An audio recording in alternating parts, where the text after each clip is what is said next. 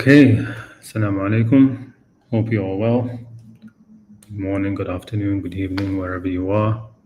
Assalamu alaikum wa rahmatullahi ta'ala wa barakatuh. Okay, I don't actually expect many people to come on this live stream today just because I did set it up pretty late and I messed up the timing a bit. But it's okay. It's something that I wanted to present to sort of clarify something which I've said in other places, and just want to make sure I'm not misunderstood about it. Okay, so let's see if I can get my slideshow up and running. I'll go through this and hopefully it'll be quick, and then hopefully wrap this up early because I have had actually quite a long day.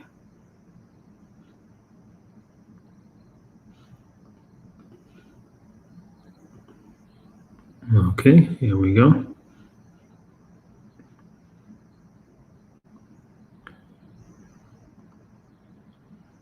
There we are. Alaikum assalam. Our Geralt of Rivia.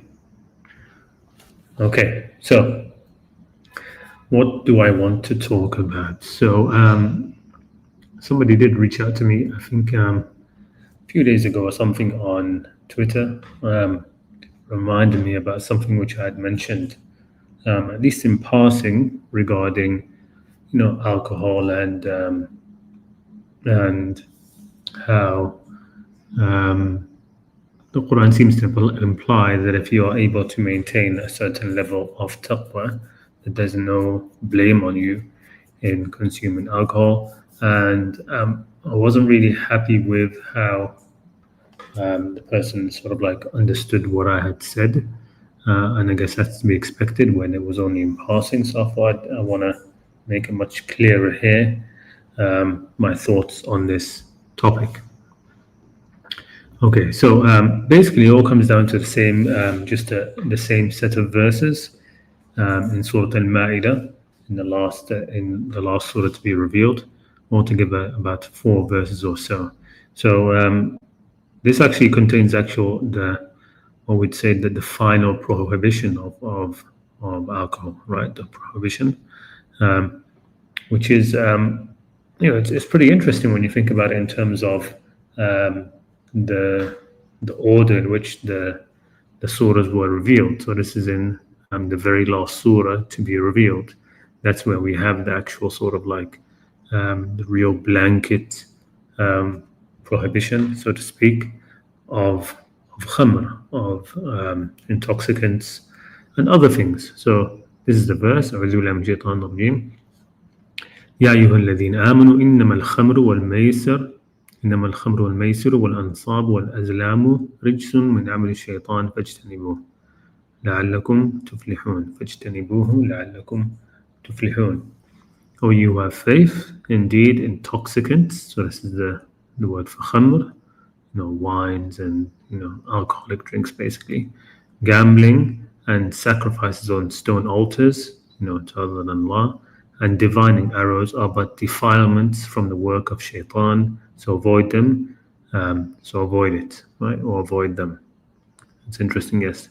Fajtanibuhu is with a ha, so avoid it, which is a bit strange because we've talked, these are more than one thing, right? You've got khamr, maysir, wal ansab, wal azlam, 4 things, and it's saying avoid it. Or is it really saying rijsun min amil shaitan? These are defilements from the work of shaitan, so stay away from him, right? Because the who, which in in Arabic it's basically he. There's no it. There's no neutral pronoun in Arabic. So it could be that min amil shaitan fajtanibuhu. So stay clear of shaitan, rather than stay clear of these 4 things, right? Otherwise it would be fajtanibuhum, right? Or فَاجْتَنِبُوهُنَّ, right? And then the plural. Anyway, so that's just something in passing. I don't think it's something that you can really make huge claims on the back of it. But let's move on. So that's that verse, right? So it's mentioning a number of things. Khamr is just one of many, which we are being told to stay away from, right? To desist, right? The other verse, which is actually about the prohibition as well. I should have actually put it here. It's a verse which asks, rhetorically, فَهَلْ أَنْتُمْ مُنْتَهُونَ. Let me just pull that out now. فَهَلْ أَنْتُمْ.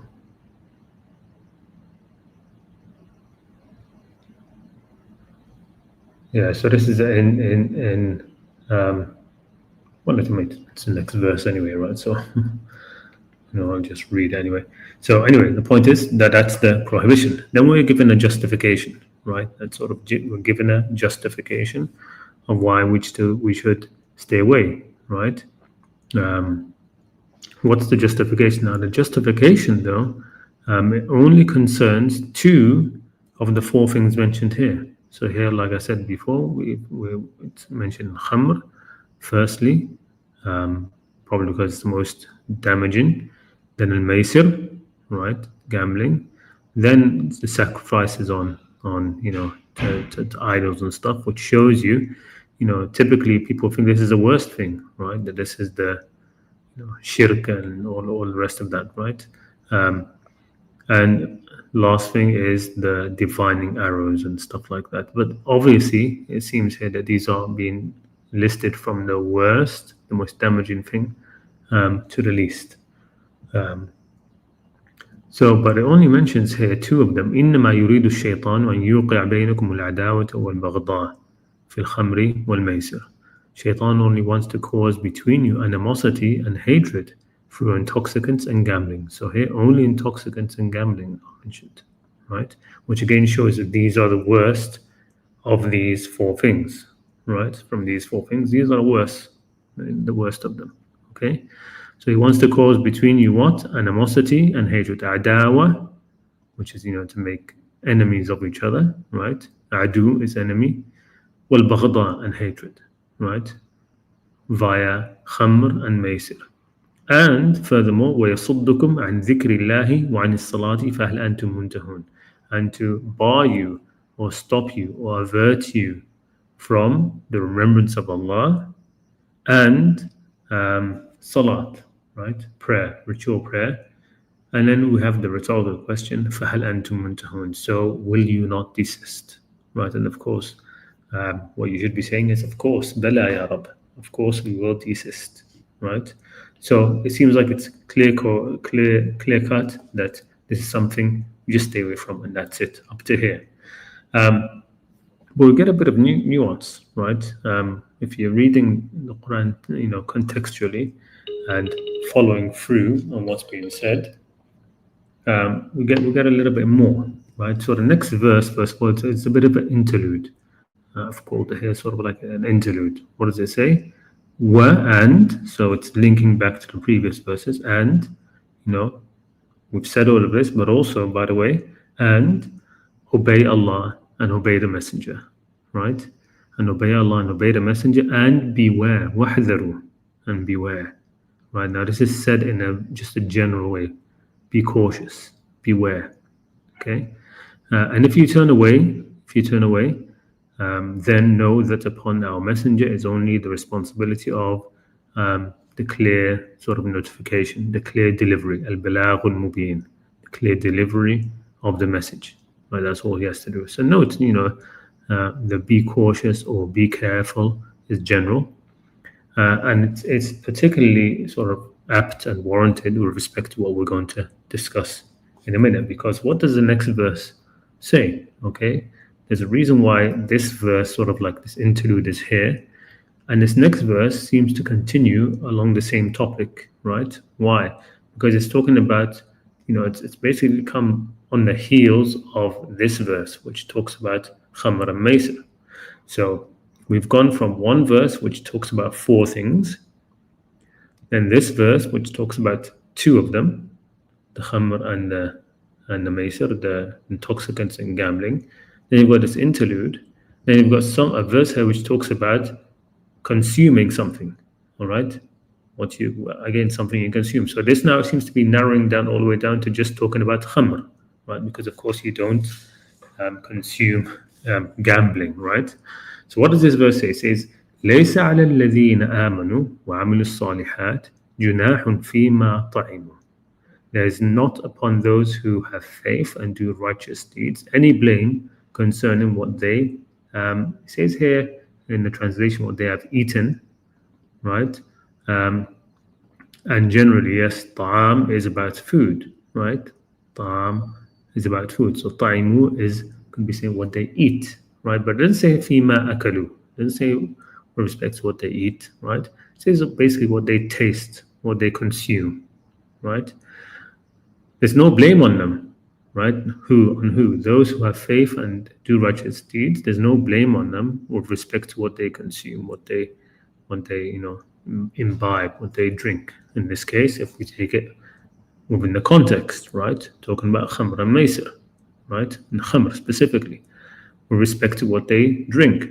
إِذَا مَتَّقَوْا وَآمَنُوا. If they just have taqwa and have faith. إِذَا مَتَّقَوْا وَآمَنُوا. Right, eaten. Of course, here it puts in the translation in the past, right? Because that's part of the tafsir literature, but it isn't in the verse. It just says what they have consumed. Because why would it matter specifically about this issue, about the past? There's everything which is in the past. After Allah has revealed something about it, Afallahu amma salaf, the Qur'an says, whatever is past before this, before the mu'idha comes from Allah, whatever is past is forgiven, right? So no, this isn't about the past, right? It's talking about in the present, right? ليس على الذين آمنوا وعملوا الصالحات جناح فيما طعموا إذا ما اتقوا. There is not upon those who have faith and do righteousness any blame concerning what they consume, if they just have taqwa and faith. إِذَا مَتَّقَوْا وَآمَنُوا. If they would have taqwa and have faith and do righteous deeds and do good deeds. وَعَمِلُوا الصَّالِحَاتِ ثُمَّ, and then afterwards, and then furthermore, اتَّقُوا وَآمَنُوا. Right? And then they had on top of that faith and iman again. ثُمَّ اتَّقُوا وَأَحْسَنُوا. And then on top of that had faith, had taqwa, in Allah again, and did good. Now this needs some contemplation. Why do we have this repetition, right? We have in the beginning talks about those who have faith and do good deeds, right? So that's generally basically talking about Muslims who do good deeds. الَّذِينَ آمَنُوا وَعَمِلُوا الصَّالِحَاتِ. And it says, but though there's no blame on those regarding what they consume if they have taqwa and faith and do good deeds. And then further, so now we've got mentioning good deeds on top of already them being mentioned as people of good deeds. Okay, but now we have taqwa, the inclusion of taqwa and iman again, and do good deeds. Thumma, and then again on top of that, another level of taqwa and iman and faith, right on top of that, right? And then on top of that again, thumma, furthermore again, ittaqaw wa ahsanu, have taqwa again and do ihsan, do good deeds. Wallahu yuhibbul muhsinin, and Allah loves those who do ihsan. Okay, so if there is a sort of like a condition, what I've put here is sort of a conditional absolvement for khamr. I've put that sort of like the title, right? That there are some who are absolved of their consumption of khamr. The condition here is pretty lofty. It's not something just small. It's not just like because I got the impression from somebody I was speaking to that he thought what I was saying is as long as you don't do bad deeds or if you drink alcohol, as long as you don't do bad deeds, you're okay. There's no sin upon you, right? Well, no, I mean the conditional here is pretty lofty, right? There's a lot being mentioned here, right? We have Iman and doing good deeds. We have Taqwa and Iman and doing good deeds. And then Taqwa and Iman. And then Taqwa and Ihsan again. There's a lot there. So whatever the condition is, it's more than just, it's not a low bar, so to speak, right? And I've put this here as just, this is actually the translation from Muslim Bab Shuaib, the correctional officer. He has a nice translation online. The good thing about his translation is that he puts within the English the transliteration. I thought that might help over here because you can see it bit by bit. There is no laysa, there is no blame, junah, on those who الذين have faith, those who have faith, do good, those who are Muslims basically, and do amilu, good deeds, salihat, concerning what they have tasted. Now he put it here as tasted, right? فيما طعموا. So long as إذا ما اتقوا, so as long as they have taqwa, reverence, he has it here as taqwa, have faith, amanu, and do good deeds, وعملوا الصالحات, and then furthermore, ثم, become pious, اتقوا, he put now for taqwa, he changed that from reverence in the first instance to pious in the second, okay? اتقوا, and had faith again, ثم, and then furthermore become pious and do well or do good deeds, وأحسنوا, and Allah loves the muhsineen. Allah loves the muhsineen. Okay. So I'm going to talk about what all of that means. So these are the verses which I'm basically looking at. Okay. From you can go away and read them yourself again from Surah 5, verse 90 up to 93. Okay. So 90, 91, 92, and 93. Okay. But we should remember also this verse, right? Because this verse doesn't become, there's no abrogation in the Quran, right? Some people look at this and say this is about abrogation. No, it's not about abrogation. There's no abrogation in the Quran. So this verse remains valid and remains true even after the prohibition or the discouragement or the conditional absolvement. What is it? It is يَسْأَلُونَكَ عَنِ الْخَمْرِ وَالْمَيْسِرِ. They ask you regarding khamr and maysir. What are you to say, O Muhammad? Tell them, قُلْ فِيهِمَا إِثْمٌ كَبِيرٌ. In them is a lot of sin, right? In it, there is a lot of sin, a great sin. But also, وَمَنَافِعُ لِلنَّاسِ, and some benefit for mankind, right? There's also some benefit in them, right? وَإِثْمُهُمَا أَكْبَرُ مِنْ نَفْعِهِمَا, but their sin is greater than their benefit, right? And then the verse continues, وَيَسْأَلُونَكَ مَاذَا يُنْفِقُونَ قُلِ الْعَفْوَ. And they ask you what they should spend. Say what is above your needs, what's beyond your needs. You should spend it, right?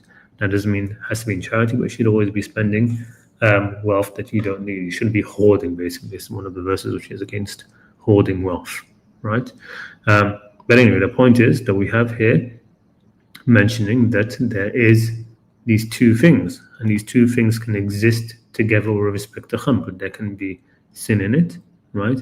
And there can be some benefit. So you can potentially avoid the sin and just take the benefit.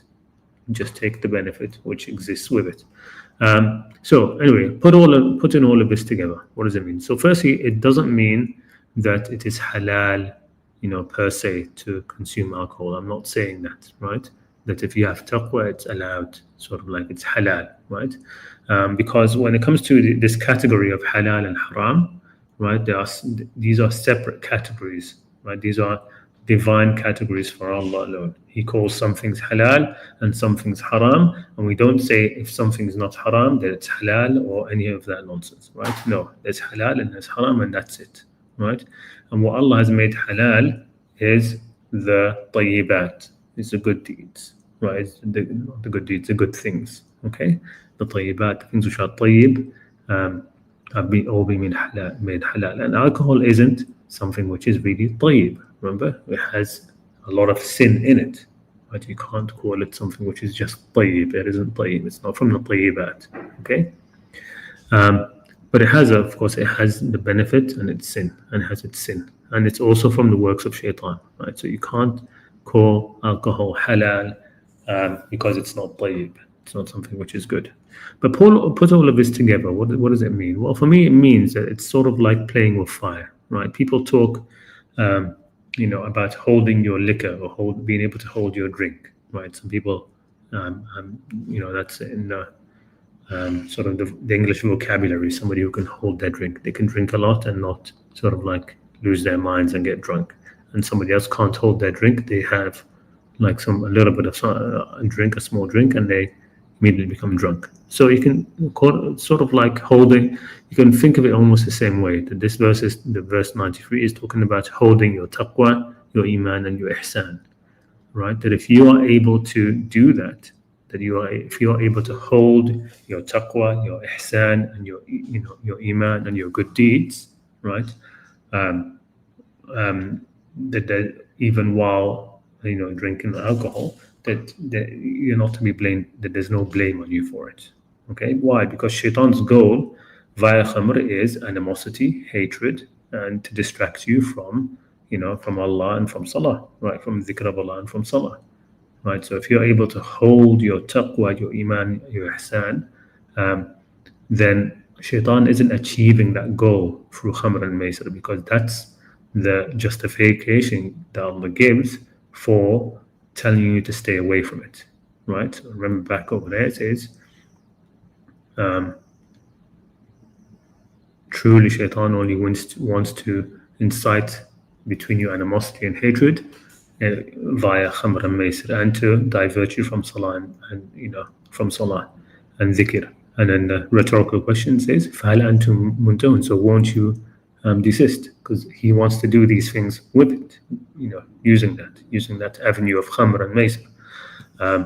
So if you're able to hold on to your taqwa, right, and ihsan and iman, right, then of course he's not you're not going to be engaged in adawa and baghda, right? Shaitan is not, he's not utilizing the khamr and maisr for his purposes, right? So that's here. Okay, so if you are able to sort of hold your taqwa with respect to all of that, then no, there's no blame on you. That's what that verse seems to be saying to me. Okay, but if you aren't able to, then there is, right? If you aren't able to, then there is blame on you, there is sin on you, etc. Okay, so what kind of benefits are we talking about when it comes to khamr and maisr? Because one thing we need to understand, when that verse says they're in khamr and maisr, but we're here just speaking really about khamr, about alcohol. When God says there's benefit in it, when God says there's benefit in something, what is benefit in God's sight, right? Things that God considers to be of benefit for mankind will be things of the spirit, things of morality, right? Things which actually bring about goodness.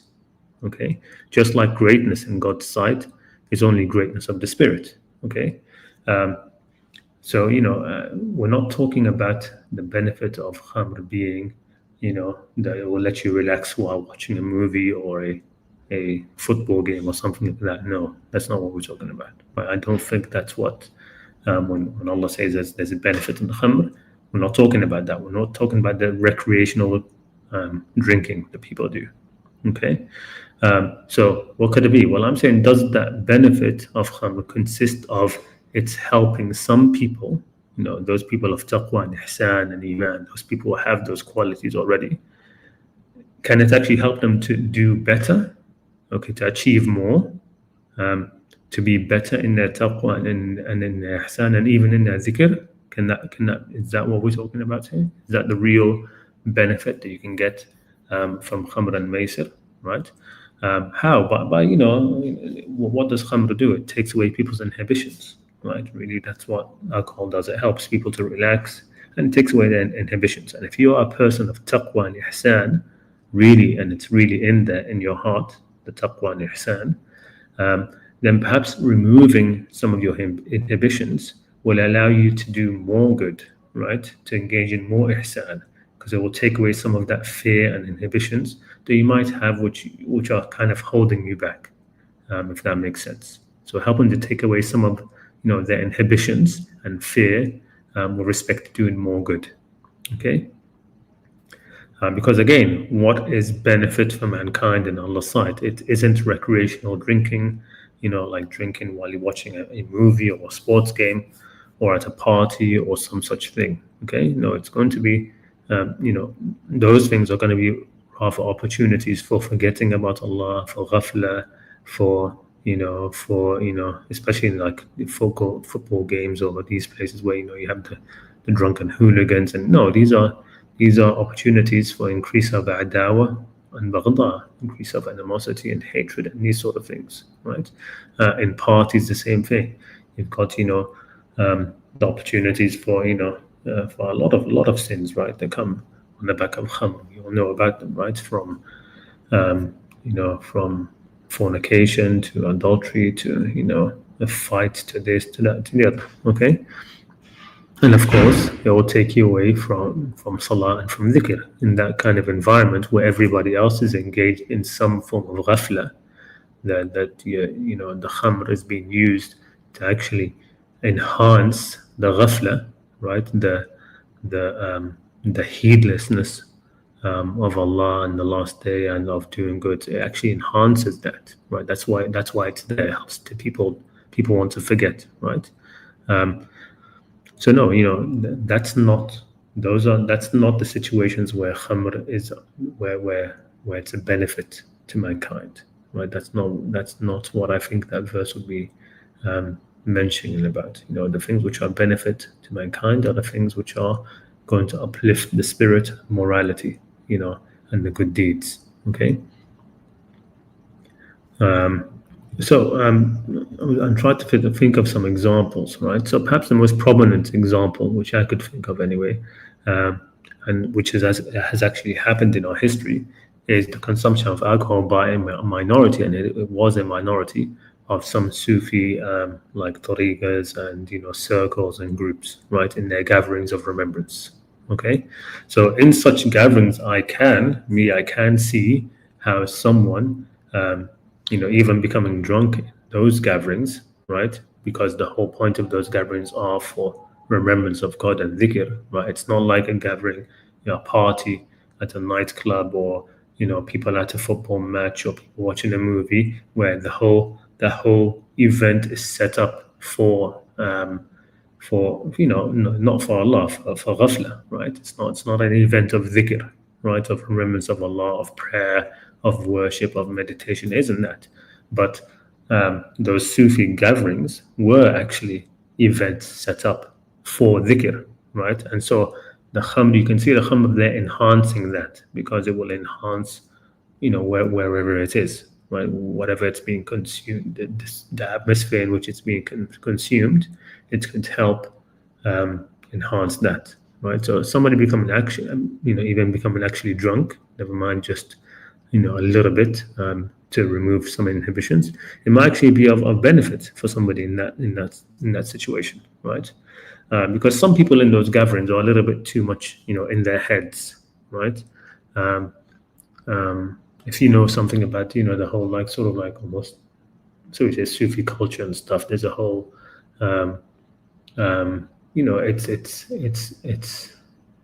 it's an attempt to sort of like, of course, try to ascend yourself spiritually and stuff like that.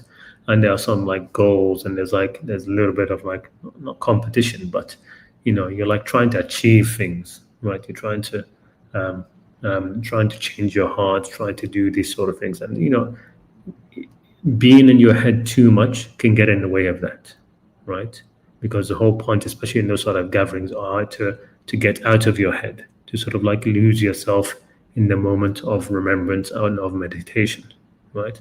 So I could see how khamr in those sort of environments could actually help, okay? Because people who are too much in their heads, trying too hard to make themselves humble and meek, right?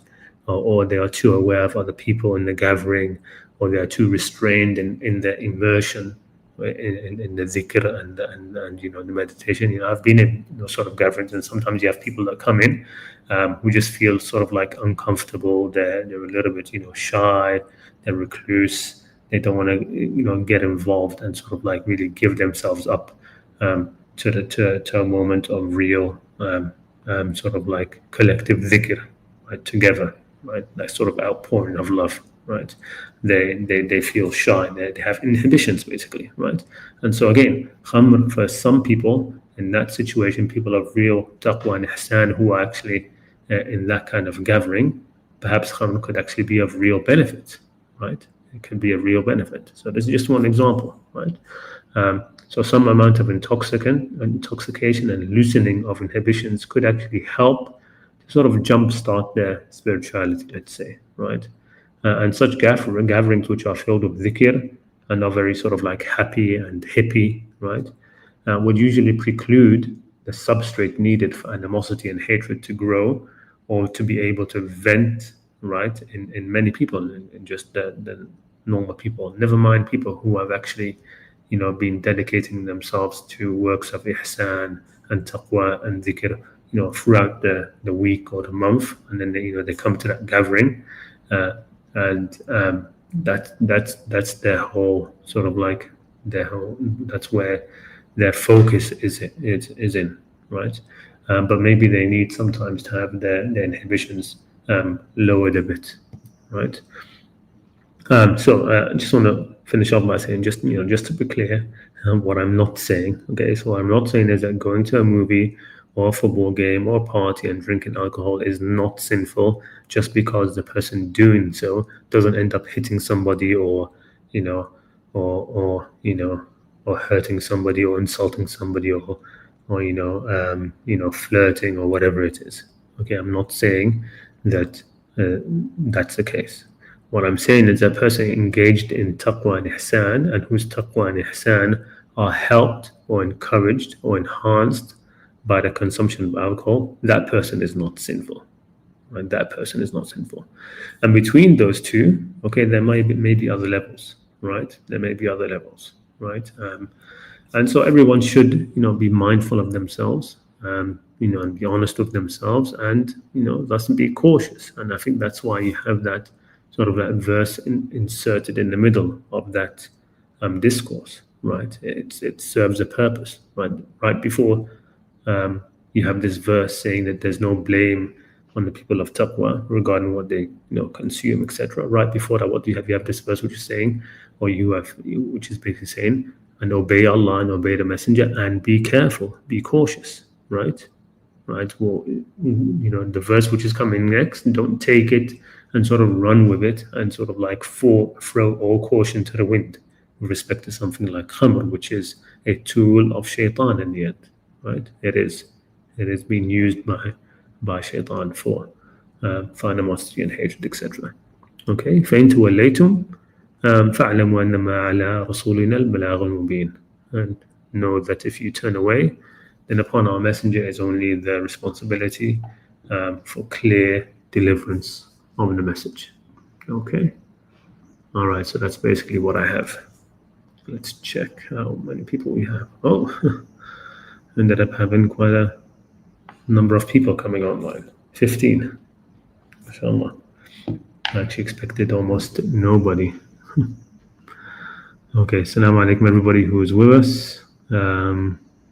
Already said salam to Geralt to Rabia. I am HS. I can never remember who that is. Adriana, good to see you as always. Wa alaikum assalam. Iron Man, salam alaikum.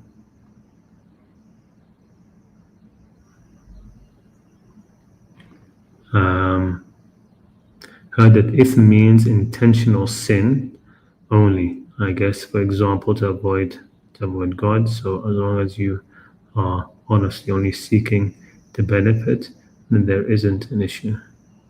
Well, I suppose you could say that, but again, I would say be careful, be cautious, right? Because the thing about, of course, the thing about khamr is it takes away your ability to think clearly, right? So the example which I gave, which is where you're already sort of like in a situation, a gathering of people who are engaged in dhikr and in ihsan and in good works and in meditation and the worship of Allah, right? In that kind of situation, people of taqwa, not people who are still themselves inside, they're struggling with a lot of filth which is already in their hearts, right? Somebody like that, even in a gathering like that, if they start consuming alcohol and stuff, it's not going to help them to focus more on the worship or the dhikr, right? It might actually take them away from it, right? Um, um, so that's the sort of like situation that I had in mind when I was thinking of this. But as for ithm, what does ithm mean? So ithm is sort of like the Quran. It's put forward as opposite of bir, right?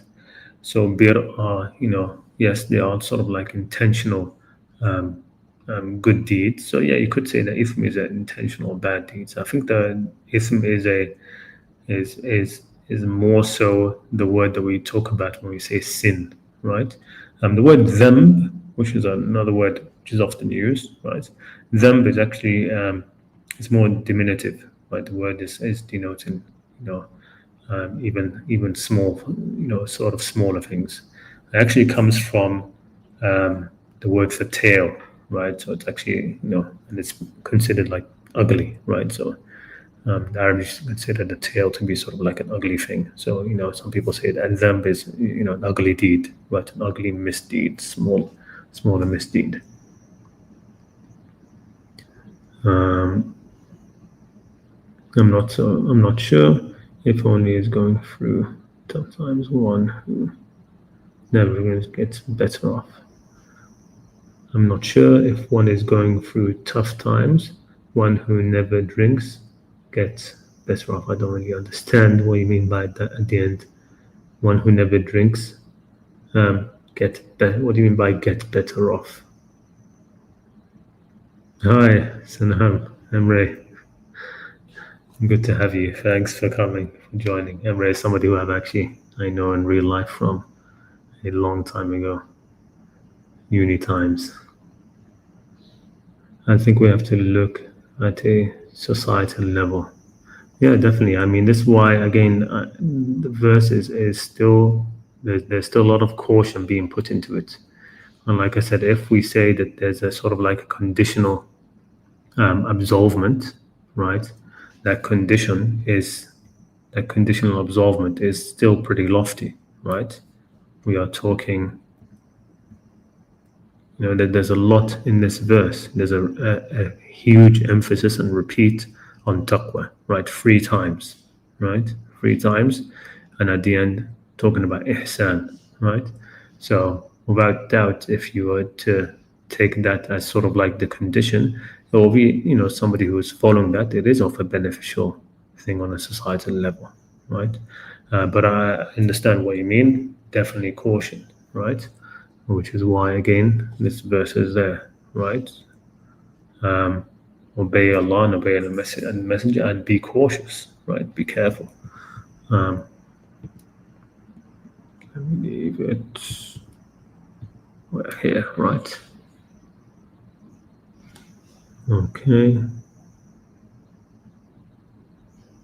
Thank you, Emre. I think you have to look at society level. Yes, I saw that. Yeah, red wine is known to have benefits for heart health. Yeah, I mean, I'm sure it does, but I'm sure that the benefits that you can get from from the wine for your heart, you can find something else which will give you the same benefit, right? So I don't think that's what the verse is really mean, right? Again, I think that when Allah talks about something being a benefit to mankind, we're talking things which are benefit as in God's sight, right? Which are good things, like really good things, right? Things that will actually take you to Jannah, right? To closer to His love, closer to morality, that sort of idea.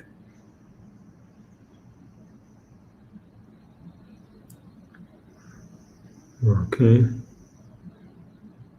The heartfelt thing is actually a misnomer. The study wasn't isolating that people who can have a glass of wine or dinner have more money and better diets on average. Yeah, could be, could be.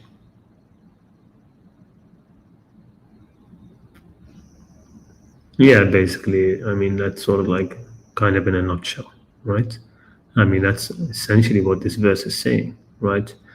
That there's no blame on those people who, you know, it's almost like even putting it in that sort of, where is it? In that sort of sequence. That there's no blame on those who have faith and do good deeds. So, practicing Muslims, if when they consume something, if after they consume something, they are able to have taqwa and iman and do good deeds, and even more taqwa and iman, and even more taqwa and iman, and even more taqwa and ihsan. It's almost saying here, if you just look at the sequencing of the words, it's almost if it's saying that there's no blame on those people who their drinking of alcohol is actually increasing their taqwa again and again and again, right? So again, I would say that the idea behind that is with respect to what alcohol does. What does it do? It removes your inhibitions, right? And some people need their inhibitions a bit, dampened sometimes to allow them to do certain good deeds, right? To allow them to fully express maybe their taqwa, right? In certain situations. I definitely did not want anybody to leave this more confused, but I tried my best to explain what I meant.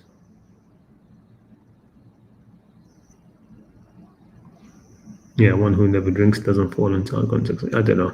And by the way, just to I've actually never had, I've never actually drunk alcohol in my life, so I actually wouldn't know. I think he's saying that drinking is not a sin if your intentions are right, but if you want to get intoxication to run away from, etc. Not exactly saying it's not really about the intentions. I'm saying that what is the result of it? Think about it rather than thinking so much as the intentions. More like what is the result of? So you know how there are some people that get drunk and they just become happy people, more happy, right? So you have that, right? Some people who get drunk and they just become like happy stuff. I remember uni times, especially the Irish for some reason, right? The Irish, when they get drunk, they get all happy and they, hey, come with us, we love you, and come drink with us, and they try to pull you away to have, and they're nice. They never, and other people you find they get drunk and they get violent, they get aggressive, they get all of that. Okay, so what I'm saying here is it can sort of like, because what does it do? It sort of like reveals a little bit more of what's in your heart, right? It sort of like strips you down. It takes away your inhibitions again, right? So somebody who's inside has got some anger or some vulgarity or some whatever it is, right? Alcohol will take away some of those inhibitions. Okay. What about somebody who has really dedicated themselves, and that's what's in their heart. Their heart is full of taqwa and iman and ihsan, right? What will be the effect of alcohol on somebody like that, right? Especially in situations or gatherings or places where it is a gathering or place or situation where people are engaged in morality, right? In morality and in worship and in things which are closer to, brings people closer to Allah, right? So, what would be the effect of somebody consuming alcohol in that situation, right? It could be that it will help them to actually improve themselves more, right? Have more taqwa. It will take away some of their inhibitions, right? It will stop them from sort of second guessing the good deeds they want to do, right? It will take away some of their fear, right? You know, الشيطان يعيدكم الفقر. The Quran talks about how shaitan tries to make you fear poverty, right? Alcohol can make you forget that, right? If you're a person of taqwa and ihsan, that fear which is from shaitan, right, about your poverty and you don't want to give too generously because you're worried about, being poor or that sort of thing. The person can become more generous. That inhibition can be taken away, right? So that's sort of what I'm trying to get at. I don't feel comfortable, man. Yeah, I don't either. I haven't been around many, but definitely, you see them on the bus stops and stuff, right?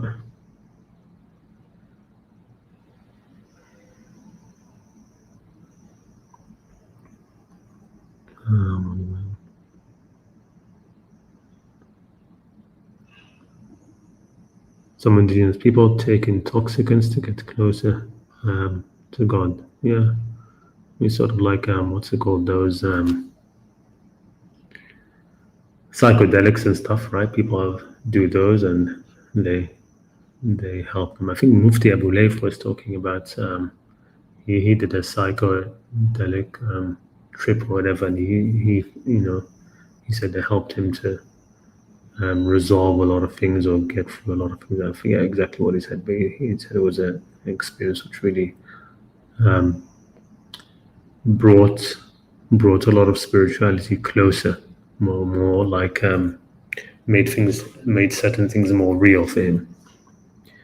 Lord's Buddha was concerned about general population and the inability in general to handle. Yeah, I mean it is because again it says the sin in it is great, right? The sin in it is great. I mean, let's not forget that most of these verses are not encouraging at all, right? We're talking from the very first verse, right? These things are works of shaitan, right? They're rijsun min amali, they're defilements from the works of shaitan even, right? So, stay away from it or stay away from him. So again, it's very interesting. Maybe some of you missed that beginning part, that it says here, fajtanibuhu, so stay away from it, right? Or rather him, right? In Arabic, the pronoun is for the he, right? Fajtanibuhu. So is that referring to shaitan? That's what it seems to be, right? Fajtanibuhu. Generally, though, of course, we think that this is saying stay away from all of these, from each of these things, right? But anyway, the point is that you've got that verse and you've got this verse telling you why, the justification for it, right? Again, saying the shaitan is involved, right? It's from the works of shaitan and what shaitan wants to do with them. And then it says, obey Allah and obey the messenger and be cautious, right? And then you have this verse, which is sort of like, again, I say a conditional absolvement, right? That there's no blame on those people who would consume khamr, but in their consumption of khamr, it actually improves their taqwa, their iman, their ihsan. Okay, almost like, even says almost, you could say threefold. ثم اتقوا إذا ما اتقوا وآمنوا وعملوا الصالحات ثم اتقوا وآمنوا ثم اتقوا وأحسنوا. I mean, it's a sort of like a lofty conditional thing, right?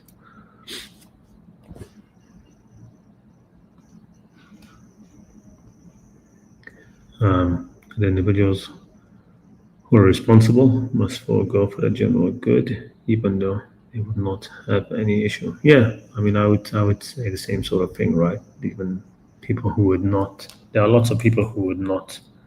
I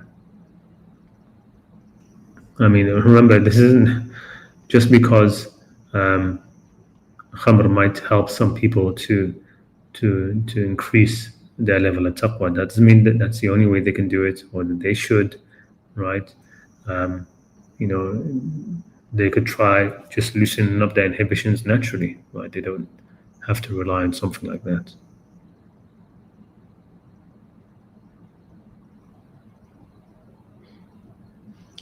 I've never drunk alcohol in my life either, but alcohol is haram 100% in Islam, and I know of. Is there a new thing? Well, no, I mean, it's not a new thing. I mean, this verse has been in the Qur'an since the Prophet, right? So it's not a new thing. It's just, again, I mean, what this caravan, this live stream is about, right? It's about tadabbur, about taking some insights, trying to understand, try and take some insights, have a deeper understanding of the Quran, to ponder the Quran, think for yourself. So if you even ignore everything that I've said, but go with yourself and ask yourself, why is this verse here? Right? Why is this verse here? What does it mean that it's here right after the verses of prohibiting of khamr? Okay, what does that mean? So it's not a new thing. It's always been there. And to be honest, it is actually even in some of the tafsir, some of the tafsir literature on this verse has some of the companions saying that if you are that there's no issue in drinking khamr if you are a person of taqwa or something. I forget, because I've tried to sort of like purge myself from the tafsirs, because they get in the way of you being able to think of things. But if you want to go back and look at the tafsirs on this verse, I think you find people like Ibn Mas'ud basically having these kind of tafsirs where they're saying that you drinking alcohol is okay if you maintain taqwa, something along those lines.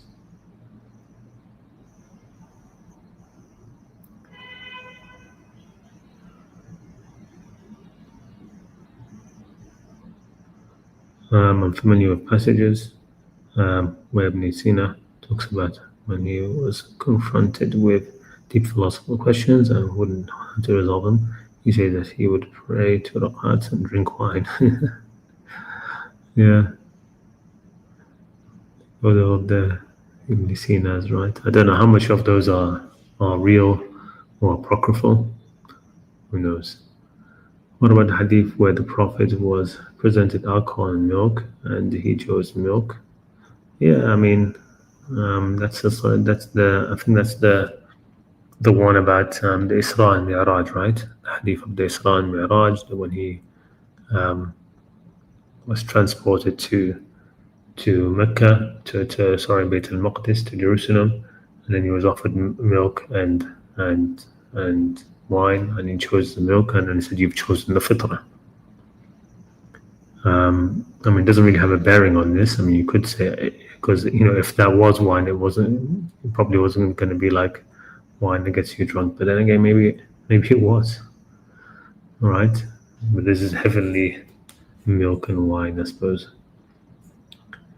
The last report among the best cardiologists in the world say avoid alcohol altogether, even a glass of wine, dinner, etc. Yeah, I mean that's of the health, the issue of the health, right? But what we're talking about here is its effect on your actions, right? So again, if for a person of taqwa and ihsan, alcohol will take away his inhibitions to do more taqwa and more ihsan, then that's a good thing in that respect. I agree almost fully, but I'm not really sure that any alcohol can increase you in taqwa and ihsan. It's about maintaining those despite the alcohol, because might be worthy to enjoy or suppress pain. I don't know. I mean, well, what would be the point of sort of like what that verse is saying there, right? That why is it mentioned taqwa so many times, and then thumma, and then, right? So it seems to me like it's saying that there's no blame on those who consume it, who then afterwards they're actually engaged in more and more taqwa and ihsan, as if their consumption of it is taking away their inhibitions to be able to do more of it. That's what it reads like to me. But I mean, they're not being sure if it can increase your taqwa. I mean, even like there are basic things where you have like people who would never like say nice things to other people. They would never tell somebody that they love them. I'm talking like between friends and stuff. They will never say, the good things that they would like to say to people. They won't say them because they have these inhibitions, right? They're too shy to say it, or they're too, they're worried what the other person might think, or these sort of things. And that sort of person drinks some alcohol, and some of those inhibitions go away, and they're able to actually say those things, right? So that is an increase a little bit of in taqwa and ihsan, to be able to actually be able to finally tell a brother that you've known for a long time that, hey, you know what, I really love you. You're somebody who is really special to me, or whatever, something like that. So then that's like a small example of that. But the example that I gave was more along the lines of sort of like in gatherings of dhikr and these sort of things.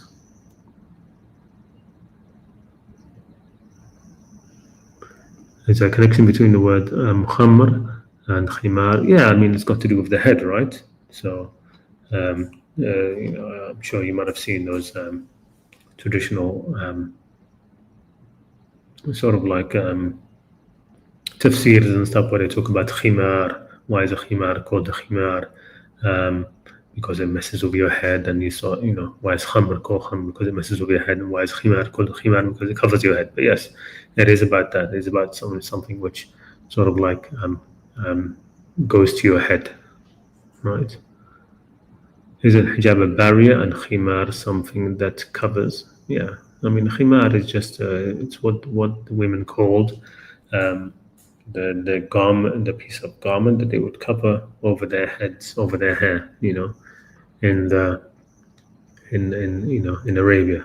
Like now, the men in this part of the world, what do they wear? They wear something which they call qutra, right, or shimagh, right? Saudi Arabia, they have the thing called shimagh. You've seen those like towel cloths that they put on their heads, right? The checkered red and blue, okay, shimagh, right? In Saudi Arabia, in the Emirates, they call it a qutra, right?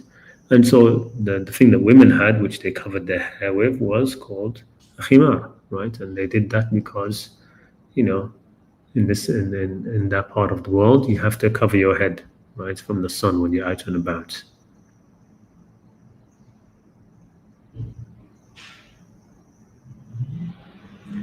Really, Skeptic Islamica interviewed with an academic on this topic. What did they say?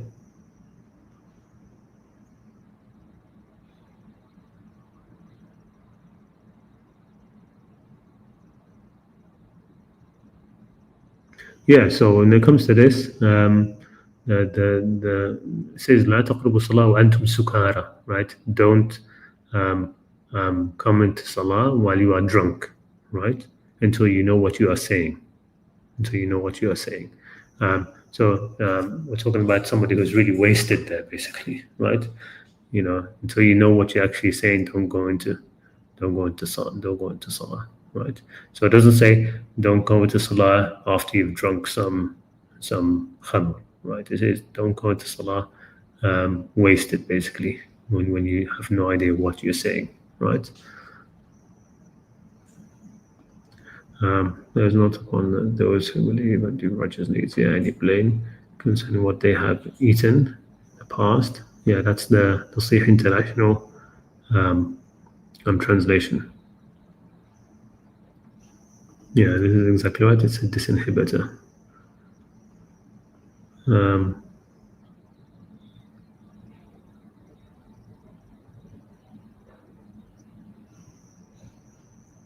Okay, there's no blame on those who believe and do good for what they have consumed before the prohibition, as long as they fear Allah. You see, that's the traditional tafsir about that, which doesn't make any sense. Why is that being singled out? Everything before the prohibition, there's no blame on anybody, right? There's no blame on anybody in doing something before the prohibition. But it doesn't say that in the verse, right? It just doesn't say that in the verse. It says, ليس على الذين آمنوا وعملوا الصالحات جناح فيما طعموا إذا ما اتقوا. إذا ما اتقوا. This isn't talking about the past, right? إذا ما اتقوا, right? وآمنوا وعملوا الصالحات ثم, and then furthermore اتقوا وآمنوا. Have taqwa and have إيمان ثم اتقوا وأحسنوا والله يحب المحسنين. Right? So how is this about the past? But because you know that's just the traditional view of it, of inherited Islam, has that issue of it. So there's a tension there, I think, in how they try to interpret that verse. Yeah, exactly. So the translations are using bracket text, constraining it to food. I think first of all, yes, they are constrained. That mataimu, basically what they sort of like consume or even just taste. It says, right? Taimu. I guess the question here is why, of the four things, divination, sacrilege, and gambling would have tasted transmute only. Well, yeah, I mean that's one of the things I mentioned. There seems to be sort of like a narrowing going on in those verses, right? So you've got the first verse is mentioning all four of those things, right? And then and then it goes down to we're just talking about khamr and maisir, right? These are the things which are gonna, through which shaitan will try and enact animosity and hatred, right, and make you forget salah and dhikr of Allah, right? So shaitan doesn't, the ansab don't help do that, right? The altars, the stone altars, and divining arrows, these things aren't going to do that, right? Because people, when they do this divining arrows, they've already all decided already we're going to like go with whatever decision the arrows say, or whatever it is, right? And when it comes to sacrificing, you just sacrifice and that's it. It's not going to, where's the opportunity for animosity and hatred of that, right? So there's a narrowing down where this verse talks about khamr and maisir, right? And then this one, of course, it has to be talking about khamr, right? Can't be talking about anything else. There's nothing else which you consume in terms of like food or edible. You haven't reviewed it yet. Okay. Why would 590 be modulated by 553 only in one of the four things? Well, why it is, I think it's because it needs a bit more, because there's a reality there which Allah wanted to mention. There's a reality behind khamr, in that it can, people who have taqwa and ihsan, and who drink alcohol, and that helps them in taqwa and ihsan, that's just a reality, right? I think that's why it's just mentioned there, and that doesn't exist with the other things, right? There's no situation where gambling is going to help you increase in taqwa and ihsan, right? But with an inhibitor, something which takes away your inhibitions like khamr, it can, right? If you are having inhibitions with respect to taqwa and ihsan.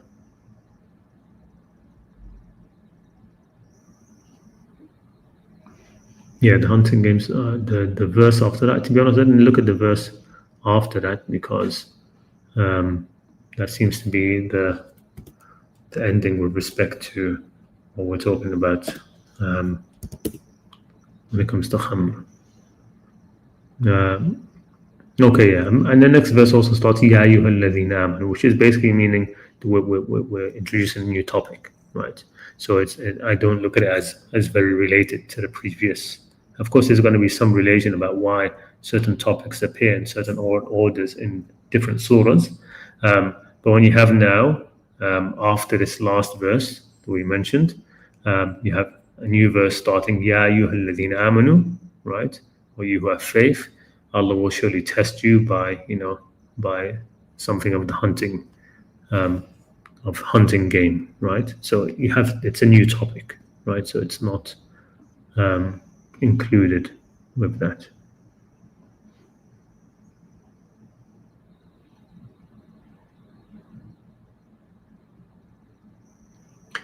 Yeah, I mean, you could say that, but again, I just don't see the way the traditional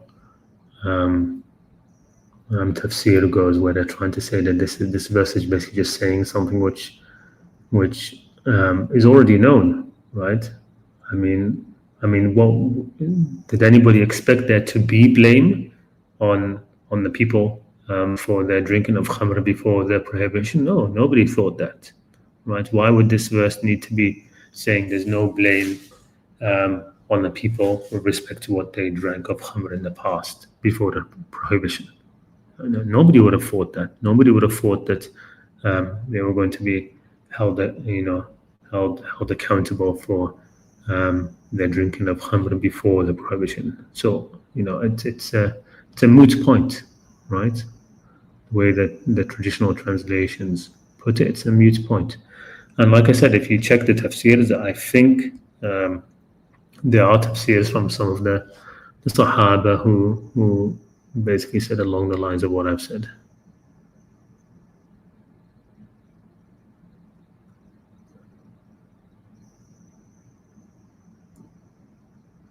It's sort of like Jesus eating grain on the Sabbath. I don't know what that means, to be honest. I don't know what that means, Jesus eating grain on the Sabbath. We've got the bracket text in 590 about altars. Is the qadi for Hajj killing on a wood altar or something? I don't know, to be honest. I'm not sure. What's the difference between amilu salihati and ahsanu in the verse? And what is the relation between the taqwa and iman to doing good deeds?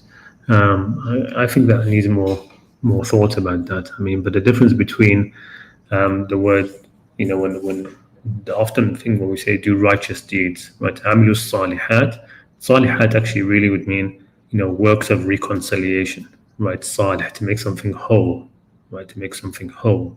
So something which is damaged or broken or not right, you make it whole, right? So a good deed is a good deed. When we say amalu salihat, those who do good deeds, we're talking about deeds which sort of fix things, make things whole, right? Even the act of giving charity and things like that, it's something which makes somebody whole a little bit, right? It sort of like fixes people's hearts, right? You give somebody who's like on the street who's poor and who's needy and who thinks that nobody cares about them and things like that, you give them some charity, it fixes something, it makes their heart a little bit more whole, right?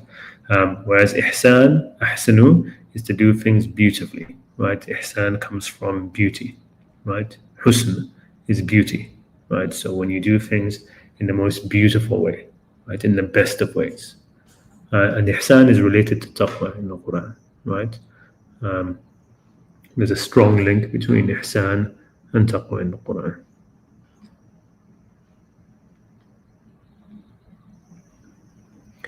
The Qur'an is remarkably consistent in using إِنَّ الَّذِينَ آمَنُوا, right?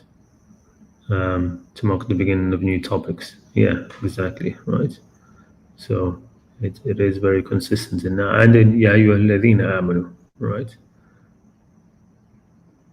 Across the Quran, إِنَّ الَّذِينَ آمَنُوا, okay, 80 times, often paired with إِنَّ الَّذِينَ كَفَرُوا, those who disbelieve, I would say, as you'd say. وَالَّذِينَ آمَنُوا الصَّالِحَاتِ, those who do righteous deeds. وَالَّذِينَ كَفَرُوا, okay. Sabbath was made for a man and not man for the Sabbath. All right, okay. From Mark 2:27 means that the Sabbath is a gift from God intended for humanity's benefit and not as an oppressive burden or rule. Okay, I get what you mean now. All right. Yeah, of course. I think that that the phrase "Inna alladhina amanu" is basically the marker for Muslims, right, in the Quran. So when you have verses like "Inna alladhina amanu wa amilu salihat," it's not really talking about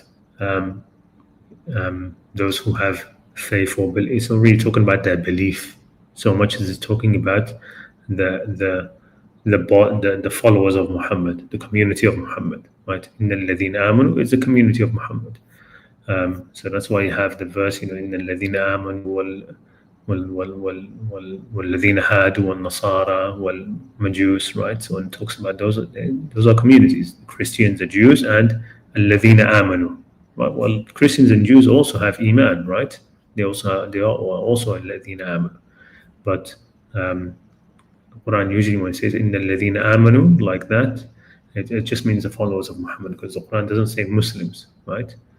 It says it doesn't say, oh, you Muslims. He says, Ya ayyuhalladhina amanu, or you who have faith. Basically means the followers of Muhammad, those who have faith in Muhammad and who are following him, and who are basically among his followers. That's why you have also verses like Ya ayyuhalladhina amanu aminu, or you who have faith, i.e., O Muslims, have faith. Really have iman, right? Come to iman. All right. Just see a couple more things here. Ashab al-Nuzul, fixation to tafsir. Tradition often fixes meaning to an early report of context. For 593 reports from Ibn Abbas and Anas say, when wine was forbidden, some said, what of our brothers who died drinking? Okay, the verse came down in response that narration was canonized, the verse conditional grammar. Okay, but that still doesn't make sense, right? Those who died drinking. I mean, first of all, there's no verse in the Quran which talks about punishment for drinking, right? That they will be in hell or this. So why would they ask about, what about our brothers who died drinking? Well, there's no verse which is sort of like, why would they ask that? It's not like there's a verse saying, whoever drinks alcohol, they'll be in hell forever. And if there's a verse like that, then they could say, okay, what about our brothers who died drinking? You could say that. But they died drinking, and that's it, right? The whole reason why khamr is being prohibited is because of what it causes you to do, right? And shaitan's use of it over you. Okay, well, those who have died, well, that's it. Shaitan has no power over them with khamr anymore, right? It still doesn't make sense to me, right?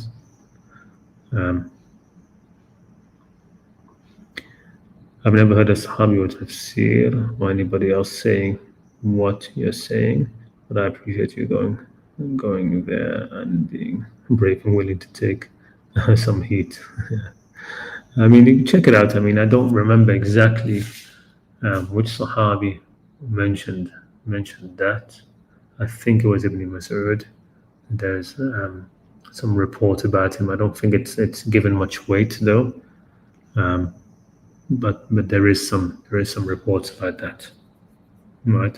That's why I mean the Kufans, the people of Kufa were known to sort of like allow to be more lax when it comes to alcohol, or to a certain type of alcohol, the ones made from raisins, right? إذا ما اتقوا is a present conditional, not an exclusively past one. Yeah. The origin of smoking hash among Sufis is bigger even than the Bektoshi, who are semi-olat use of alcohol. Yeah. Okay. Well, I didn't even know their name. The Bektoshi. Didn't even know their names, to be honest.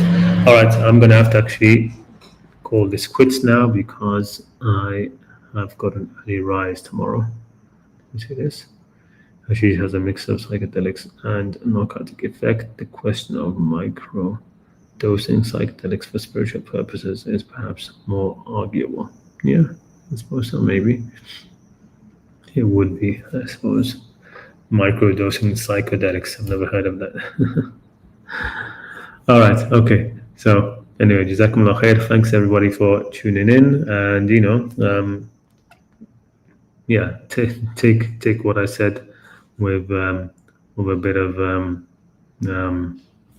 not salt, but really understanding that last part of what I'm saying and what I'm not saying, because I wanted to actually do this just because I didn't want to be misunderstood. So should leave it on this. What am I not saying? What am I saying? And and in between those two things, which I'm saying, you should be cautious, basically, when it comes to khamr, right? It is, in the end, a tool of shaitan. But that verse there is there for a reason. So if anybody has any of their own thoughts of it, why that verse is there, and in that position in the surah, I'd love to hear them. And jazakumullah khair. Assalamu alaikum wa rahmatullahi ta'ala wa barakatuh.